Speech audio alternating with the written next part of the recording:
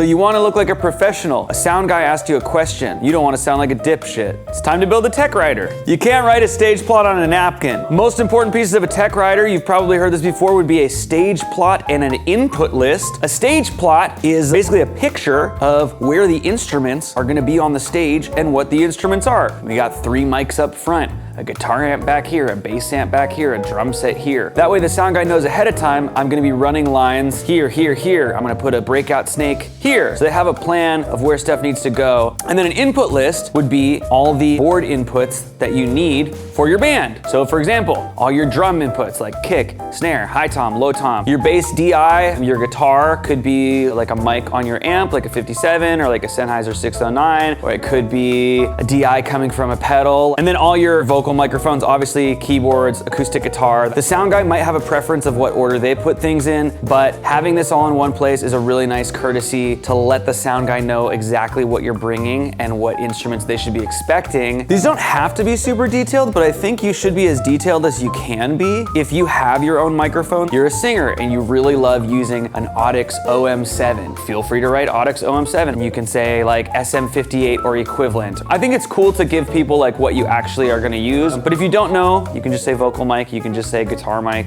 It doesn't have to be completely exact and it doesn't have to be like crazy, and it's just a courtesy to the sound guys and to the venue and your audience too if you're gonna sound better. When you start playing venues, like real venues, they're gonna ask for your stage plot and input list right away. That's the first thing they're gonna ask for. And if you don't have one, it makes you look really unprofessional. It just makes it look like you don't really do this. So I think it's important to have, even just like as a formality, like when you're going to a venue, you are now teaming up with these people that potentially you have never met before. So this sound guy is now your teammate and you don't know how they work. And I don't know if you guys have met a lot of sound guys. It's getting better as like younger people are starting to be audio engineers and they like their jobs, but the whole like crotchety old sound guy, you know, trope definitely exists. It would be in your best interest to sort of play their game and make things as easy on a sound guy as you can, right? They have a tough job. Certainly I can imagine them becoming frustrated dealing with bands that like don't know what's going on, show up without gear, don't have a stage plot, don't have an input list, don't know where things go. Everybody's on the same team. We all want your show to be good. This is just a little extra prep work that you can do and it'll help you. Even if you're in just like a really tiny garage band, even if like you're doing your White Stripes tribute and it's like just the 2 of you guys,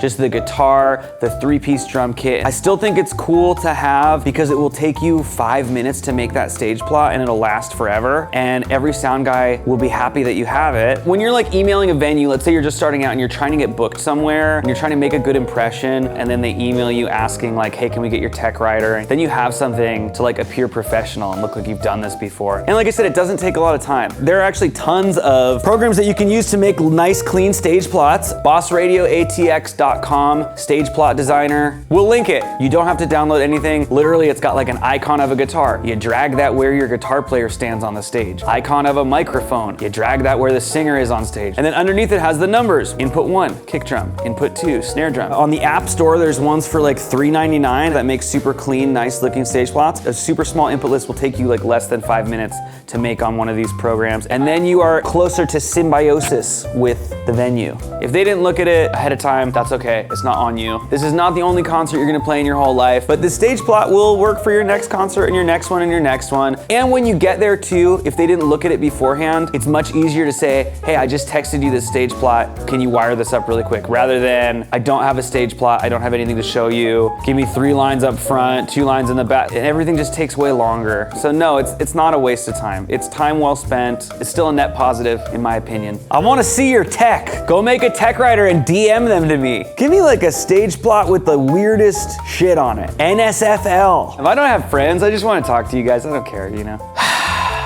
Thank you. Congrats, you're adopted.